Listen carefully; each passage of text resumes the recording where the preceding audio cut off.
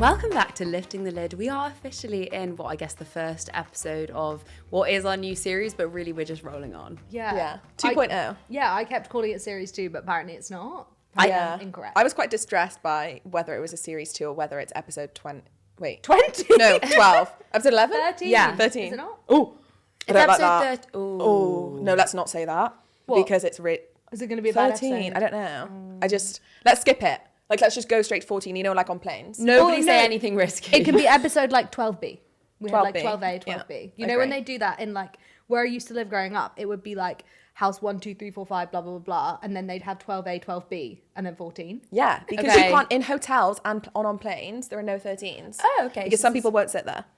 Episode 12B. Yeah, I probably wouldn't sit there. Superstitious. That's the word. The other day, so you know how we think in our office toilets there's a witch? No, it's a ghost. Yeah, And it has a witch. There's name. no fucking witch stood in there. And it has a name. Saran and I have named No, it. I know. I meant a ghost. Sorry. Yeah. But I was going to say that Seran is a witch because basically she came in and she was like, when I say stop, the light stops flashing. And then she looked me in the eyes and she was like, stop. And then the ghost lights stopped flashing. No. When I wee Twice in she there, did that. I literally say in my head, I'm like, stop flashing if there's a presence in here. And it stops. Like, I shit you not. Like, I'm not taking the piss when I'm saying that there's a ghost in You're there. There insane. really is. I really And what have we truly named her? believe it. Sooth. Because I said Susan and you said Ruth. Ruth, so we- Sooth. So she was Sooth. telling you Sooth. But other than the witch, ghost. What else has happened this week? Well, you've got a lot to fill us in Yeah. on because you went to the bCreator Awards. Please share. That is a very good point. Yeah, we had the bCreator Awards. 5 of our creators were nominated, and we were nominated for Best Boutique Agency, again, for the second year running, which was very, very exciting. And then Millie T was there with YouTube. Amazing. Which was very exciting, which was sad because that meant she sat separately to us. But one thing that really made me laugh when I was there was other people were calling our Sonias. No. Yes. That's really cool. Someone went up to Millie Gooch and was like, oh, you're one of the Sonias.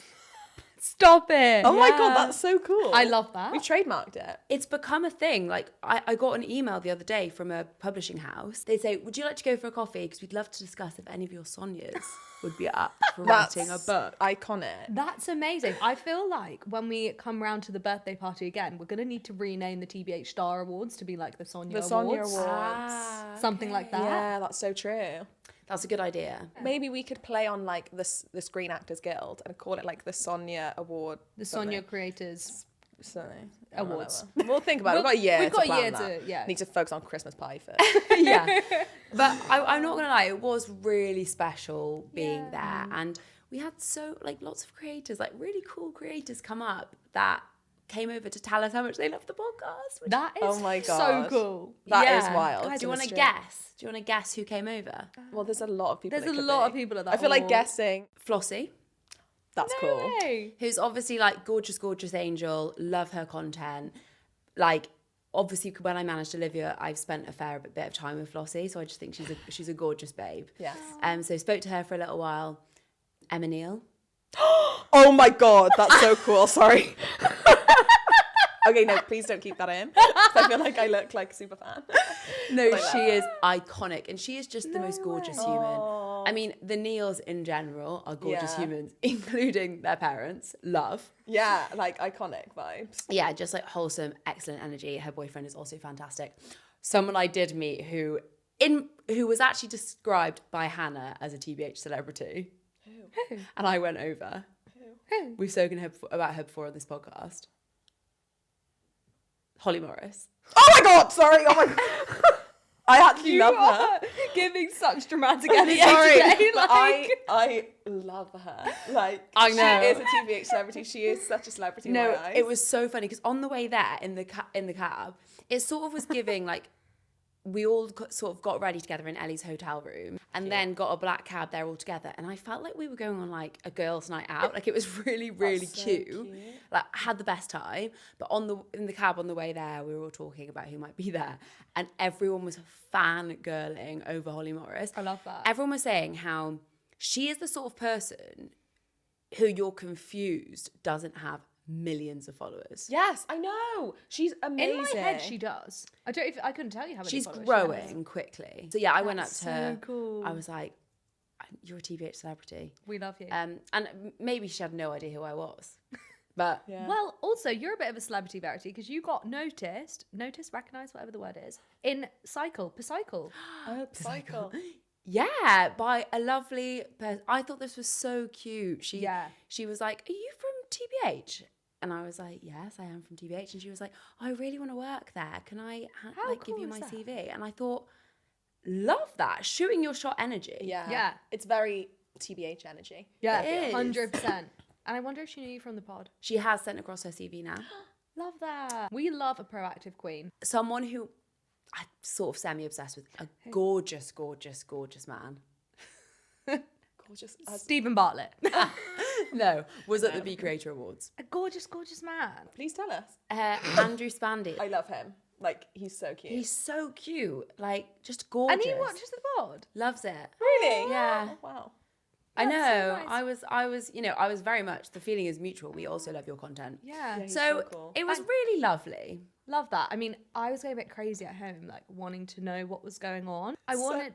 Sorry, but that's such you energy. You were texting me like, what the fuck's happening? Yeah, I was literally texting Seran, like literally in my bed, and I'm texting Seran like, surely the awards are starting soon. Like, come on now. I'm literally on the bCreator Award Instagram, like refreshing, trying to look at people's stories to find out who's won. And as soon as there is a story of something, I like screenshot it and send it to Seran. I'd be like, health and wellness winner.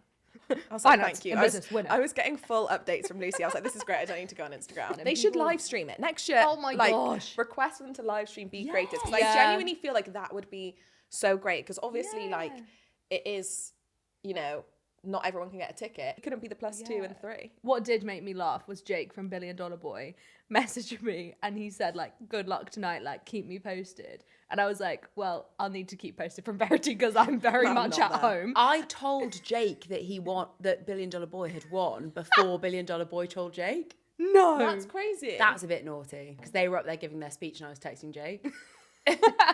real Very time. well deserving winners. Yeah. Jake is a friend of ours from $1 Billion Boy, by the way, who we may have on the pod to talk about all things talent. Which would be Exciting. really exciting. So good. I was like gonna be really sad if we had won though and we hadn't been there. But we didn't think we were going to win. I had a small slither of hope. I probably had a 1% hope. I like have really low expectations that it gets nearer and nearer the time and I get like more and more delulu and then convince myself that we're gonna win.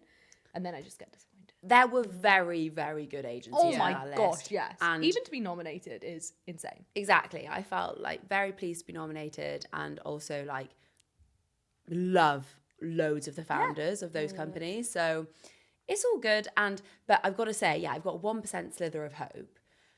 So that obviously meant I did not plan a speech. I always forget what happens, like, because you have the run up. And during that period, you're obviously thinking, hang on a second, if I actually do win and have to go up and haven't prepared a speech, that's not going to be good. So then in my head, I'm panic planning what I was sat next to Ellie. She's talking to me really nice, like having a nice time. Partly in my head, I'm thinking, what on earth would I actually say if I had to get up there because I've planned nothing. Thank you to Lucy and Saran for being the best. Yeah. I will say that was on the panic. I speech. fucking hope so. Taking the piss. If we didn't get a mention in the speach, I handed my notice. Me too. Fuming. I was going to call you my co-hosts. Aww. Get a podcast, Yeah. shout out in there. Get us nominated for podcast of the year next year. Next year. And also now there's room for growth, like Oh my gosh, yeah. We've got to have a hill to we climb. don't want to peak too early. And I feel that is a good thing. 100%. We've got many years ahead of us. Yeah. And we could do, there are further hills to climb because we are but we're in the best boutique agency. Yeah. Yeah. We'll win that one year. And then the year after We'll that we'll progress. be in the other category. In the big it's the big like, boys. Like Miley Cyrus said. It's a climb. It is. So yeah, obviously we had lots of amazing nominations, which was incredible. So many of our Sonias up for nominations. And very excitingly, Ellie took home the award. Woo! So well deserved. Yeah, Like I actually amazing. don't know how she's done it. Like written 2 books in that short amount of time. Insane. Promoted them as well as like doing All her the other other stuff. content. And it's just like she's incredible. Yeah. And so well deserved. It's amazing. It is absolutely amazing. We are very proud of her and So all proud. of our Sonias. Oh my gosh, Yeah. yeah. The growth from last year. Last year we had 1 nomination, no wins. This year we had 6 nominations and 1 win. Like, that's insane. It's actually wild. Like, it's crazy. Maybe next year we'll have 12 nominations and 2 2 wins. It's Well, going to 12 be... nominations is quite a lot. I think that's hell, quite I was gonna possibly say, every well- category. Yeah. That's, So maybe we won't have that. but no, I mean, shoot for the stars, reach for the moon, or whatever. that whole, No, shoot for the stars and land on the moon. yeah, whatever, same thing. So one thing that I wanted to get your guys' opinions on, I mentioned it briefly in the office, but I wouldn't let Verity and Seran tell me their thoughts until we were on the podcast, is Saffron Barker's latest partnership with Lancôme. Have you guys watched the video yet? Yes. Yes. So for people listening and watching, if you don't know, like for context, Saffron Barker did this ad with, is Lancôme, is that how you say it? I think so. Lancôme? Yes. Lancôme. Lancôme. I don't know, is it French? Yeah. Yeah, I think it is. 'Cause it's got the so. little hat on the O, I think. Umlaut. No, that's German. That could be German. She did this ad with Lancôme where basically she didn't speak about the product at all. It was just in a vlog. She was sat eating her scrambled egg on toast, talking about, I think she was talking about her hair and getting her hair cut. And then just this like CGI Lancôme ad just starts like playing in the background and it says ad on the screen. But she's not referring to it at all. And it's in the thumbnail and it looks like it's a canvas on her wall. And it was just so wild. And the comment section went crazy. I think it's really interesting because I feel like it's very much giving the same vibe as like on Love Island or on Netflix shows when there's just like a random like up close shot of like a Diet Coke can or, you know, or like the sun cream from Boots. But nobody's necessarily complaining about that. But as soon as it's in a YouTuber's YouTube video, Yeah. I feel like people have a lot to say. And that to me is interesting, like the lens in which people see things Yeah. being acceptable and not. It's like she's getting her bag, allow it, I think. It's just like such a change to the way we've traditionally seen Yes. creators promote product. Like it's wild. I guess YouTube content and creator content is known for its, or hate the word, but authenticity. Yeah. You know, it's creators talking about products they use, they love, showing how Yeah. they're used, etc. And that was such a far cry from what we Yeah. used to see in advertising with like celebrities who, you know, clearly probably didn't use the products. Like, you know, Yeah. those kind of hair ads where they were like, that's why I use whatever. Yeah. And you're a bit like, you don't really use that though. Yeah. So then when we went into influencer marketing, everyone was like, wow, this is so authentic. And we're kind of coming full circle because creators are now essentially production houses. Yeah. I just found it really interesting because I thought, I mean, I have no issue on Saffron Barker's side at all. Like, you know, she's embracing a new way that brands want to advertise. Do it. Why Yeah. not? Like we have to progress and change. The thing that I found was a bit strange, like from Lancôme's side, is like you're saying, the whole point of a creator promoting a product, in my eyes, is you get someone's like personal opinion. Yes. And like, if I wanted to just see a billboard on the street, I could just see a billboard, or I could see it in a sports stadium or something. Like, I'm getting no connection between this product and Saffron Barker. And I think she has so much power and a voice that her audience trust that was just completely missed. Do you know what I mean? Because it was just like, here's a photo of a foundation swirling around. I know, it is weird, isn't it? And like, it feels like, because obviously it is it a like that's AI, like, right? yeah, it just went like because it's just like appears. So It looks like a print on her wall. yeah, it's kind of crazy. I like, thought it was from the thumbnail because it looked like a canvas of like, weird art choice. yeah, I was like, why has she got a canvas with 3 foundation bottles on her wall? But I feel like it feels like a brand being like, how can we use AI? Like, And it probably in costs influencer them- marketing, and then it's like, okay, cool, like let's do this thing, and then it'll just appear and then disappear.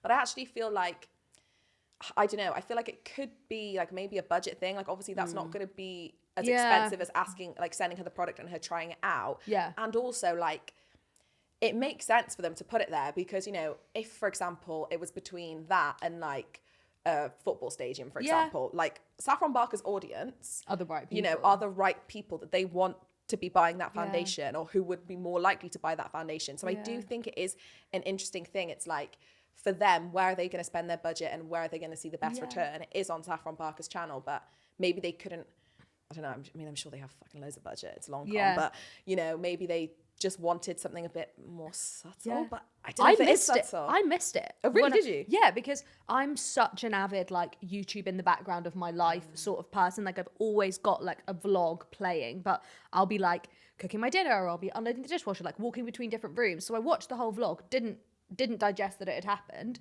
and then I was scrolling on TikTok and I saw someone make a video about it, and I was like, wait, what? I watched that vlog and I completely missed that happened, and then had to go back and rewatch it. So I wonder if there'll be a lot of that, of people actually, because they're not hearing about it, it's just a visual thing.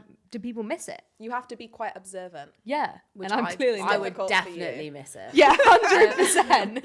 But I was going to say, I think what potentially ran through their heads is the more organic a piece of content, the higher reach generally. I mean, obviously creators have got really, really skilled at integrating products in a really organic, authentic way. But maybe people are just tired of seeing like creators talking about product. I mean, I don't know, but I think there could be something in that. For example, if they're talking about something really engaging and it's just kind of I can see it happening in TikToks, like story time TikToks. Yeah. Someone's got has a story time going on. It's also easier, takes less time in terms of approvals, turning things round. She just had to make a normal vlog and then put a CGI thing in the background. And also, like, I know this is probably quite bad, but like when there's an integrated ad on a YouTube video, like I skip, get rid. Yeah. And I do feel like I wouldn't skip past that. If she's talking about Something her else. haircut or whatever she's talking about, you're not going to skip past it. It's just unoffensive. It's in the background. So for me, I'm like, do people actually care about that? Personally, I couldn't care less that it's in the background. Like, it's interesting to me that this is happening, but I feel like if people are going to hate on it, like, I find that quite bizarre. I don't know why people were hating on Saffron. Like I couldn't get my head around that. I was like, you wouldn't say no to the money yourself. Like, I just don't. and it's that's not just offending traditional. you. It's just No. traditional Yeah. advertising. It's like TV advertising. Yeah, in a way. it's like walking past a billboard on the street. Like you're not going to be angry about that. It's just there. Yeah, but I do feel like it's definitely so much easier to target a creator. Like, people do not care when it's Love Island and the sun cream bottles. No. Like, and I will die on that hill. Like, And it's always so weird. The clips, it's just like random clips of Boots products, and it's like what? And you know, they're not like, oh my god, I can't believe they did that again. That's crazy. Like, but as soon as it's Saffron Park or another know. creator, they have something to say, and it's just really interesting. This has brought to my head that this isn't unusual. Creators taking that traditional creator ad format and turning it into something else. Creators like Emma Chamberlain will do those kind of host ready ads, almost like it's a podcast. So it won't be In related. vlogs. Yeah. I've not seen that. Neither. Maybe it happened ages ago, but like I was like, oh, okay. It would literally just be like, bleep, now I'm going to talk about blah, blah, blah. Oh, I feel like Anastasia Kingsnorth does that. She's doing a normal vlog and then she's like, now, like, skipping to this bit part of the vlog is sponsored by White Fox. And then she's in a different location and doing a White Fox haul. And you're skipping past I do what you do. I'm like, tick, tick, tick, tick, tick. It feels like a podcast, but that's not the traditional. Yeah. Oh, by the way, guys, as I'm doing my makeup, I actually Love this product. Yeah. Yeah. No, I know what you mean. I'm just intrigued to see how it's going to grow and change. Like, that's the first time I've ever seen that. So I'm intrigued to see are other brands going to catch on. I wonder what the response was and what the kind of like return was for Lancôme. I was gonna say that, like, I don't think that would make me buy the foundation. Seeing that, would But it I make guess you guys it's buy like anything? passive. Depends what it is, but So. it's like brand awareness, maybe. I don't know, but it's not. I don't think, even if it was in the back of like my favorite creator ever's video, I'm not gonna be like, wow, let me go quickly buy the foundation. No, Like, whereas if they spoke about it, I might. might be more likely. I don't It just depends on their KPIs. Like Lancôme aren't a brand who are heavily going. Well, obviously they want sales, but they have probably enough budget to just be like reach, positioning, changing up. Like also the amount that we're talking about this, got people talking. It's really got people talking. So it was an exciting and I guess interesting thing for them to jump on from the off. Yeah, so true. I do wonder if they're the first brand that's done it, or there's been other brands and like we just haven't known about it. This is the first one I've seen like pop off on TikTok though. Everyone's going crazy. Yeah, we've just absentmindedly like been like hoovering or something, and it's been going on and we've not noticed probably. Probably. I probably wouldn't be hoovering, but yeah. No, neither. And you couldn't watch a YouTube video and Hoover at the same time. You wouldn't hear it. True. Maybe just making our dinner. No, I wouldn't do that either. I think I said hoovering to make myself sound like I, Domestic goddess. yeah, Mopping, hoovering, cleaning. dusting, Shining the silvers. polishing my shoes. Your Converse. We also very excitingly did some legal training. Love that you describe it as very exciting. No, because I actually, you know what, like beforehand I was kind of giving, oh, my inbox is giving me anxiety, like I'm stressed. But actually, I really enjoyed it. And it also made me feel informed. Like I felt like what they were saying, I was like, I actually know this stuff. And like, it made me just feel, it was like a nice refresher of things. And I just felt like, I can be a lawyer now. I'm joking, obviously can't. Can we just talk about every time I organise training for you guys and on this podcast? We're like, we knew You're- it. Yeah, you both are like, what's made me feel really good about it is that I actually knew it all. Basically, you've trained us so well. Verity. Yeah. So I'm Verity queen. Park's Yeah. negotiation training, Verity Park's legal training, Absolutely, it's Verity incredible. Park's sustainable productivity training. But I do actually, it was, No, it was very really helpful. Like a good refresher and confidence booster also Yeah. at the same time. And it's good to be able to ask questions, and like I feel we do contracting and all the legal malarkeys a lot, Yes. but we don't discuss it. Like we just do it. Yeah, I know I what think you it mean. was good to To get some FaceTime with a lawyer. Like, Yeah. as in, like, it was just good. yeah, it was But really good. We were all very shook by one thing. Food and Health Act. Food and Oh, Health Act. yes. That is allegedly coming into force. I They don't know- think it's confirmed. Well, exactly. That's why I said allegedly. Allegedly. And when they're not 100% sure what it's going to be, but there is one thing that could potentially come out of it that would have a massive impact on creators.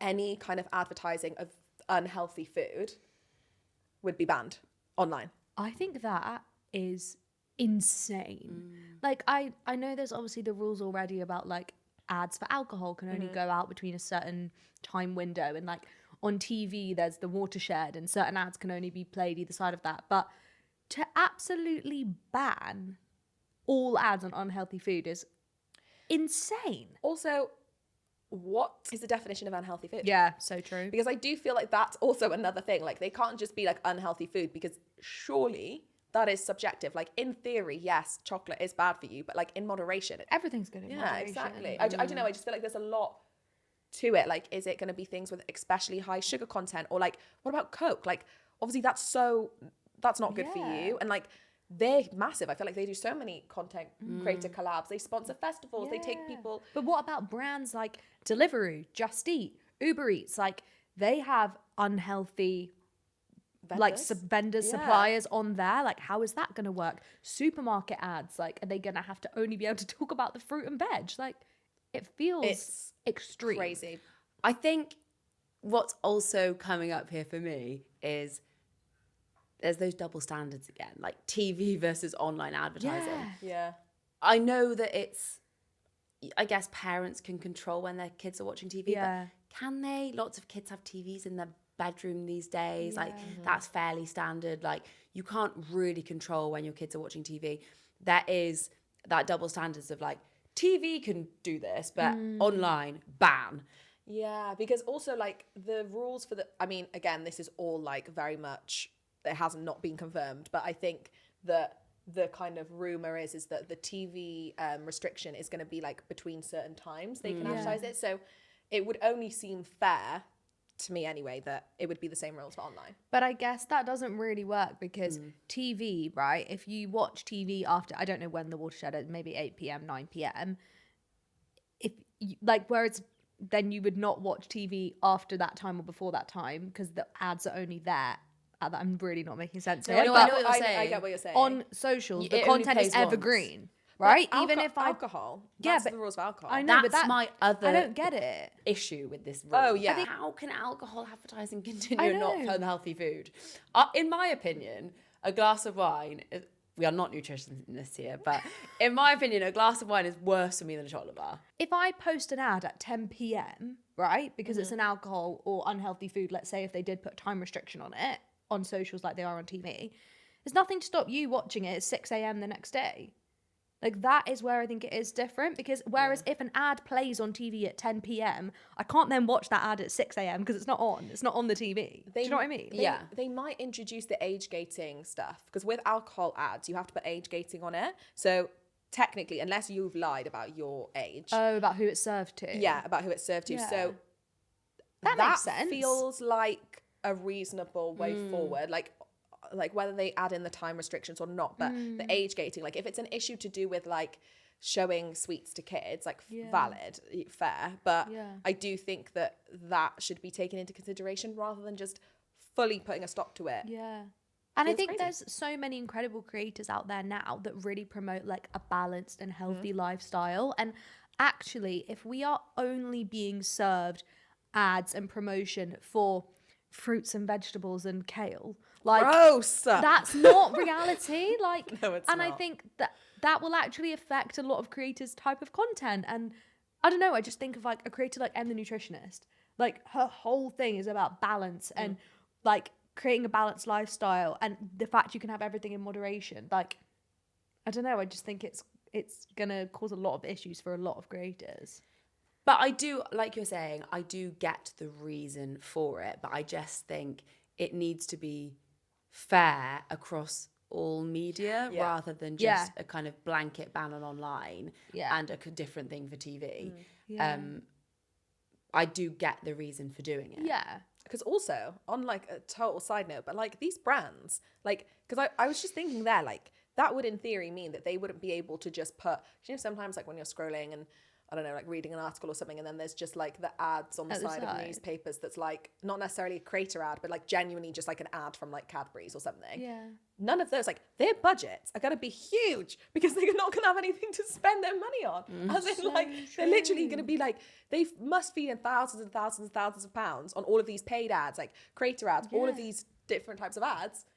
Their TV ad game is going to go right up. I tell you, the TV and cinema world, they just want more money, so they're cutting out the creators. All I was imagining then was rather than on the Saffron Barker ad, it being Lancôme, it being like Kit Kat or something. Like, how funny would that have been? I'd actually be more likely to buy a Kit Kat after that than the Lancôme. Yeah, because I'd be like, ooh, Really? Kit Kat, yum. Yeah, Kit Kat, yeah. Like, remind you of it. Yeah, absolutely. And I'm just thinking of all the brands that we've worked with, like, already in my head thinking, well, we couldn't do that, we couldn't do that, we couldn't do that. So many. And none of our creators are massive food people, apart from Remy. Yeah, apart from Remy. But, like, lots of them have worked with so many food brands. I know. It's crazy. One of the things that has come up since we've said that we're going to be rolling on till Christmas is we've had some DMs asking essentially what it is that we actually do. Obviously, people are like, who are you and what do you do? But obviously we speak a lot about the industry, but we don't speak really about, and we obviously of course speak about our Sonias a lot, but we don't really talk about what we do for our Sonias. We just do a podcast, that's it, really. Yeah, that's it. This is it. So I put a question box on our stories and we got lots of questions through. I'm not going to lie, more than I was expecting, because personally I felt like this was quite a dry question. What is it that we do? What's the difference with your exclusive clients and non-exclusive? John, take that because you work on non-exclusive. Okay. We have two rosters of creators, our exclusive creators and non-exclusive creators. I feel like exclusive is easiest to go with first because that is kind of the traditional form of management that we've seen for years and years and years from the Gleam days all the way up until now. And that means that the creator is exclusively managed by us. So everything that they do that is commercial, we will manage. So whether that be a podcast, a book deal, creating a brand deals, all those things, we manage everything. And it's very 360. Basically, we do absolutely everything. We do their strategies. Yeah, I feel like that's what exclusive management is. And then we commission on what the creators make. They don't like pay to be managed by us or anything. We just take commission. Whereas non-exclusive management is primarily started for emerging creators, but actually some creators have just found they prefer to be non-exclusively managed because they like to still have more autonomy over what they are doing. And that basically is where creators pay us a monthly subscription fee to have access to management with TBH. They get access to monthly events. They get to be part of a creator community. We bring brand opportunities to them. We outreach for them. We can negotiate any brand deals they want us to negotiate for them. So many things. But I guess where the big difference is that those creators who are non-exclusively managed can go off and get opportunities from elsewhere, do whatever they want. They don't have to be exclusively with us, but when they do want our support, we're there. And I guess another big difference is that people on our exclusive roster, there's like a kind of trial process, like to check that everything's a right fit, because exclusive management's quite an intense relationship, whereas non-exclusive, our whole motto with non-exclusive management is it's for all creators with no exception, which we're really proud of, and I think is a really cool concept. So yeah, that is the main differences. I actually would say you described that absolutely Yeah. perfectly. No notes. That was gorgeous. A bit more context in terms of story. The idea from non-exclusive came from the fact that when I created my TikTok account initially, I was approached by lots of creators who needed education really on the space. Our mission is to democratize knowledge within the influencer industry. That is what this podcast is about. It's about making that information accessible, Lifting the lid. and lifting the lid. We're ultimately in a world where there are so many creators up and coming. It's a whole new media space. It's a whole new landscape. Everyone is their own, I guess, journalist in a way, if you like. Everyone has their own reality TV show in that way, and everyone needs advice. So that's kind of the story and why the non-exclusive roster came to be. We like to offer creators management at all levels throughout their creator journey, and we do sometimes find that creators from our non-exclusive roster will then kind of come through to our exclusive roster if that feels like the right fit. And obviously lots of people who listen to our podcast then come onto our non-exclusive roster. So yeah, we like to kind of follow the journey the whole way through. This one's interesting because I think it follows on from what exactly is exclusive management. Someone's asked, it would be great to know how you track, update your talent on partnerships in real time. The way that we talk about talent is obviously the company's name is called TBH. So we operate on a 100% transparency model. And that's something that I feel like when I joined, like, it was such a great thing to see that was something you were really passionate about. And I think it's the reason that a lot of creators want to sign with us. It's a big part of our onboarding calls with them. So when we're talking to a brand, they can have complete oversight. And we track this on a dashboard. So whenever we chase a brand, they get notified. Whenever we get a response, we tag them with an explanation of kind of what the deal is. They can then think on it, whether they choose to accept it or not. If they do accept it, we then sort of track it as it's kind of like a spreadsheet, and basically has all the information, the usage, the exclusivity, the due date, the live date, what the payment is, so they can see their gross fee, what we take, the commission, and then also the net fee. And then when it comes to sort of invoicing, then they also get notified on that. There's a lot of notifications, and I feel like we've really obviously I've been working here for 2 years, and thinking about what the systems were at the beginning and to see how they've grown and how they've adapted with us as the team's grown and everything is actually crazy to see. Yeah. This dashboard has been built by me / evolved with these guys and our talent and how they like to be managed. But the reason I built it was because when I was at Gleam, initially we just worked on WhatsApp and then we used an alternative platform. That actually gives me the fear. Honestly, it makes me I feel couldn't do sick. it. All the contractors on WhatsApp. No. Craziness. So scary. And I wouldn't even know where things were. And you're dealing with so many conversations for talent. And even for you or me, when I was having to deal with so many conversations, I wanted to be chasing before the talent chased me. Yeah. So I needed ways to remind myself to do that, to make sure that if we're having a brand conversation and it's been 3 days, we're chasing, and then we're telling the talent we've chased, not the talent asking us, what's the latest? There's nothing better than when someone's like, can you check in on this? And you're like, I've already done it. Yeah. Don't worry. Chased already. One step ahead of you. Because ultimately for them, they're handing over so much trust. Yeah. And It's scary. scary for them. Also, I wanted creators to be able to see exactly what they've got coming in, exactly what they've made that year. So then you're able to start making comparisons. This is a really long story. Basically, all of this then goes into a dashboard, which is how we generate our strategies. So we track absolutely everything by category, what happened to the deal, who declined it, whether it was the talent, whether it was us, whatever. We just track absolutely everything, whether it was late, etc., etc. So talent can go on and be like, right, X amount of my deals have been declined by the brand, X amount have been declined by me.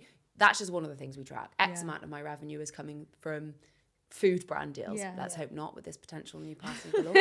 Yeah, it's basically 100% transparency. Yeah. We also then have WhatsApp groups with them for more immediate comms, and we have a shared group inbox. So any inbound, they can see. But they don't have to respond to. We can then pick it up directly, which I think is really helpful. So helpful. Yeah, because it means then most of our creators would rather us pick that up. Yeah. But if they fancy going on and checking, they can then do that. Yeah. So yeah, that kind of gives an overall overview.